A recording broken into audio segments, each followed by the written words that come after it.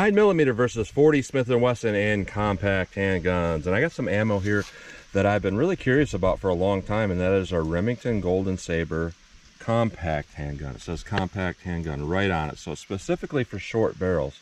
I've been really curious for a long time, you know, what this stuff will do. So Remington Golden Saber is a brass jacketed hollow point, so you have a little bit harder you know, bullet jacket than what you normally have on a regular copper jacketed hollow point. But our 124 grain 9mm is rated at 1,020 feet per second, and that would be through a short barrel. I'm not sure what barrel length I used, but obviously that's something that they chronographed out of a shorter barrel. Now our 40 Smith & Wesson is a little bit odd here. It's a 180 grain and is rated at 785 feet per second. Now granted, that's probably through a short barrel, but that's less than 250 foot-pounds energy. It's less than the rated energy for the 9mm. So that is a little bit odd that they are rated like that. But I'm going to use my Taurus G2C pistols in 9mm and 40 Smith & Wesson to test these, so we have a really fair test. So we're going to go through the chronograph, see what kind of velocity and accuracy we get at the same time. Then I'm going to do my 10% clear ballistic test. So we're going to go into plain clear ballistics to see what the best potential of those cartridges are. The reason why I started doing that is because sometimes I would test through denim, never get hollow point expansion from the bullets, hollow points getting clogged with denim, and we would never really see what those projectiles were supposed to look like. So I do plain clear ballistics with no denim to hopefully get expansion to see what the bullets are supposed to look like, and then we'll do our real world simulation. 4 layers of denim on this first 3-inch piece that represents our pectoral muscle. After that, we'll have a 1/4 inch medium density fiberboard right here to represent ribs or sternum. That'll be more of our real world simulation. So we'll see how they compare in our best potential and real world simulation, and then I am going to shoot at the steel target to see what kind of practical accuracy I get with these. So let's get started with this test. All right, first up we have our 9mm rated at 1,020 feet per second. Historically, Golden Sabers have given me the most issues of getting error chronograph reads because the brass is shinier than copper. So I did color the exposed bullet on both of these for the rounds I'm going to chronograph. Hopefully that'll help me get some chronograph reads. So 9mm rated at 1,020, probably through a short barrel. Let's see what I can get here.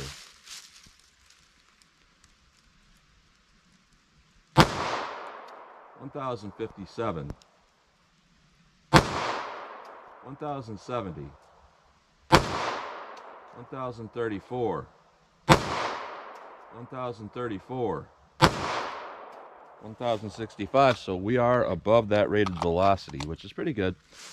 Pretty average for a 124 grain standard pressure there. So our 180 grain rated at 785. Very, very odd. But let's see what we get here with our 40 Smith & Wesson.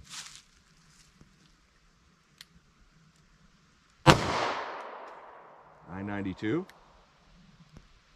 $972, $973, $958, $966. So I am pleasantly surprised, and I'm like, you know, 785 would be ridiculous for a 40 Smith & Wesson. So where they got that number and why they put that on the box, I don't know. This is decent. This is pretty close to you know, like 4-inch, 4.5-inch barrel velocity with, you know, 40 Smith & Wesson 180 grains. So actually has a pretty good velocity and power. So I don't know why they put such a low number on that box. So let's hit our ballistics gel block, see how these compare. All right, our best potential shot, plain clear ballistics, no denim to clog a hollow point. Let's see what we get with our 9mm. All right, let's hit that with our 40 Smith & Wesson. Let's go take a look.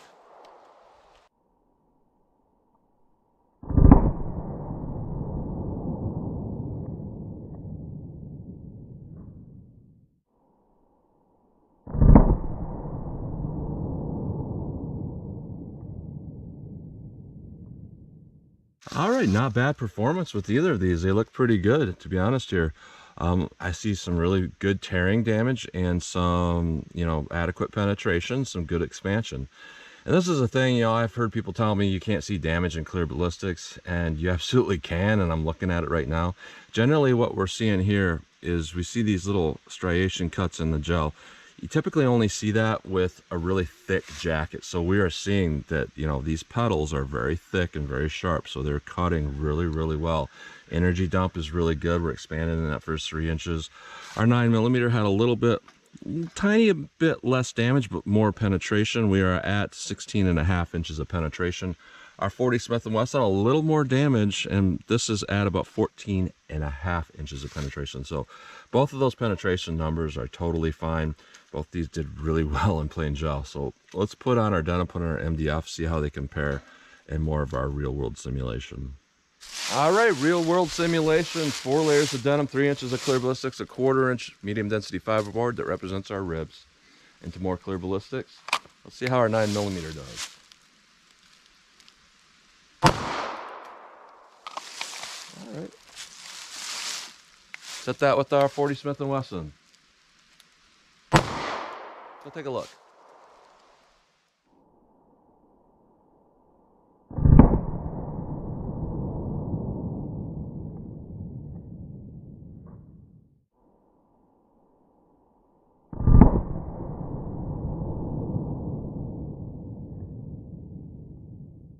All right, so surprisingly that denim didn't really impede expansion too much. It did on that 9mm, it looks like, but not so much on the 40 Smith & Wesson. So I can tell that by looking at this first 3-inch piece here. We can see that on the bottom our 9mm had a little issue there with getting energy dump after going through that denim, so it clogged. Our 40 Smith & Wesson has a lot more damage going through that first 3 inches, which would indicate it did not clog so much with denim. And what we're seeing here would confirm all of this.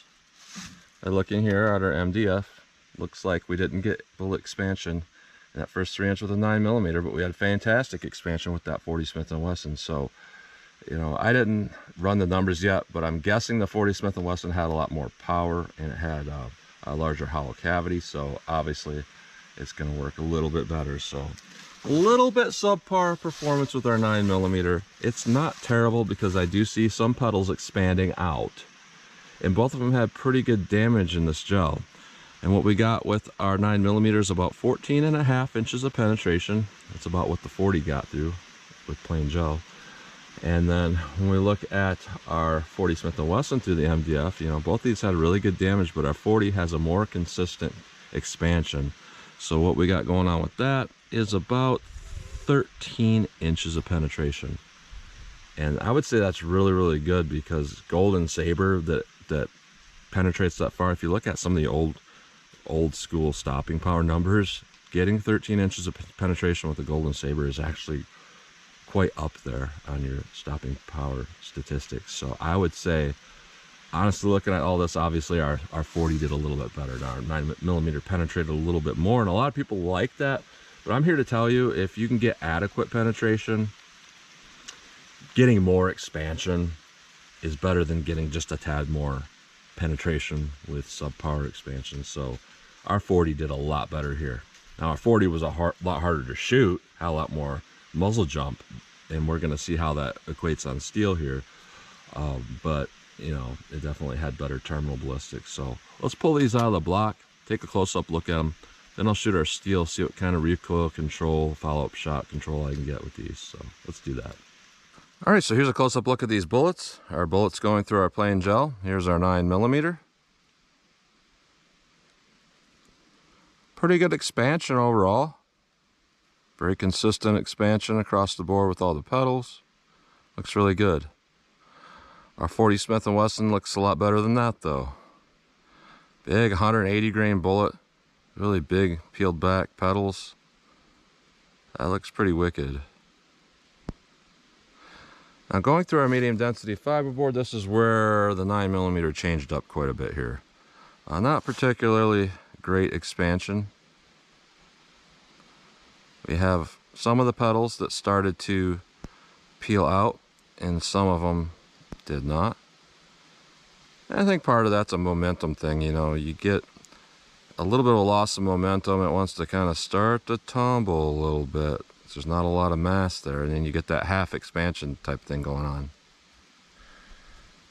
And when we look at our 40 Smith & Wesson through the MDF, I have a hard time telling the difference between this one and the one through plain gel. Just absolutely perfect looking expansion, really good overall. So 9mm 40 Smith & Wesson. So I'm gonna have to say, terminal ballistics wise, our 40 Smith & Wesson seems a lot better. So that's a close-up look at those. All right, 12 yards from the target. This is probably the test that most people are wanting to see as far as accuracy goes. And backing up is kind of something that most people don't care about, but I like to do it. But from 12 yards, I'm going to shoot at the steel, see what kind of recoil they have. And to do that, what I'm going to do is get a nice sight picture, and then I'm just going to start shooting, popping them off as fast as I think I can hit the target, and see if that 40 Smith & Wesson significantly slows me down. So 9mm, let's see what I can do with this.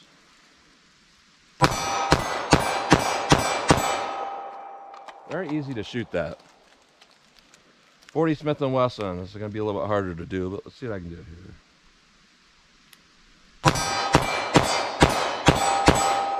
Alright, so my groups open up when I do that. A little bit more pain on my hand because that grip has some stippling and it is moving around a little bit. You know, not as confident that it's going to be super reliable as the 9mm, but it definitely hit the steel a little bit harder, so kind of a toss-up there which one's better. So let me back it up, see how these continue to shoot for me. All right, 40 yards from the target, your dick and drill distance. I'm not going to do the dick and drill, but you know, this is pretty much the outer limits that we've ever heard of somebody using a subcompact handgun to stop a threat with. So I think it's important to, you know, train at a little bit more distance. So let's see what I can do here with our 9mm. 40 yards from the muzzle here.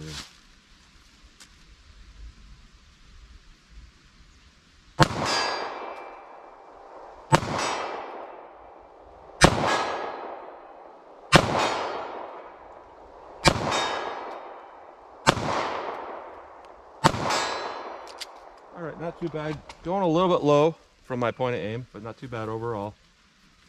40 Smith & Wesson. Let's see how this does.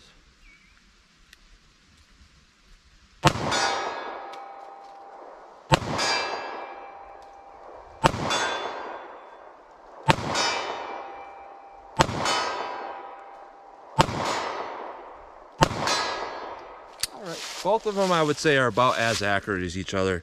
And again, I feel a little bit of pain with this 40 Smith & Wesson, but if we're talking self-defense here, you know, is a little bit of pain on your hand when you have to fire in self-defense that's not even hurting now, is that, you know, worth going with something that's, you know, it's doesn't hurt at all to shoot, but it might not stop your threat, which might cause more pain to you in the end. So I'm going to say, though, I think both of these did really well. I think that they are definitely a trade-off from one another. I don't think necessarily that I would say this did better than this, and the reason why is because recoil. And, you know, I was more confident shooting this, a lot easier to shoot, holds a couple more rounds. This holds a couple less rounds. Yes, it's extremely better terminal ballistics, but a lot harder to shoot. And to be honest, both of these did a lot better than what I thought they would have done. And looking at that 40 Smith & Wesson box saying 785 feet per second, well, that's a recipe for not expanding, no matter how good your bullet is, unless it's like soft lead or something. So I thought that was going to do terrible, and I honestly thought that the 9mm would do terrible as well. I didn't think, even at the 1020 that it's rated at, that it would get any expansion. But both of these, even though they have a very hard jacket, and that's kind of like a first-generation law enforcement thing where, you know, they put brass on the jacket to defeat barriers really well without deforming too much. You know, having that brass jacket yet still having a design that really opens up pretty good, I mean, that's a really good design overall, even though it's a really old design. So both did a lot better than what I would have expected. So overall, both these are even in my mind because the 9mm is a lot easier to shoot. Terminal ballistics wise, our 40 did a lot better. But, you know, it's hard to say if, you know, you might get some misses with this versus not with the 9mm. So I would say it's all up to the user whether they think that they can handle a 40 Smith & Wesson. Because, you know, in a little subcompact here, yeah, you're getting up to levels that are kind of like low-end 357 Magnum snub nose. Not quite that much recoil, but you're getting close to that. So it is a little bit much recoil, for, I would say, for a lot of people. But if you can handle it, I would say this is a little bit better. But both did pretty well overall. So that's what you get today. So as always, comment, share, and like, and thanks for watching.